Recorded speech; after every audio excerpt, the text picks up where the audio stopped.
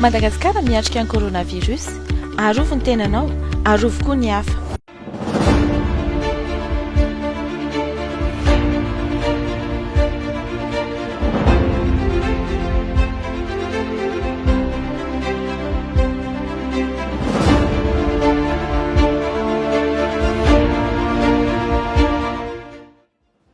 Zapo zany na zapo matetika zany isan'andro mandeha ny ekipa efa manina dimanzao arivo zao satria ekipa zany minaraina be dia président miaraka amin'ny mpiara-miasa rehetra miaraka amin'ny directeur centraux sy ny chef de service ny mpiara-miasa ho aminy zany dia metaka manao an'ilay partage dia ny fitaovana ato anatiny équipement de protection individuelle zay misy masque io a misy surblouse misy gant koa zany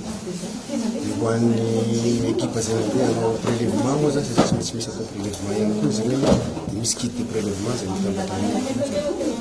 na zahoana ndraiky fitaovana rehetra moa zany dia hitantsika tamin'izay mandeha iny fa ny signature nataon'ny ministère ny fahasalamana dia avy amin'ny banque mondiale zahoana le vola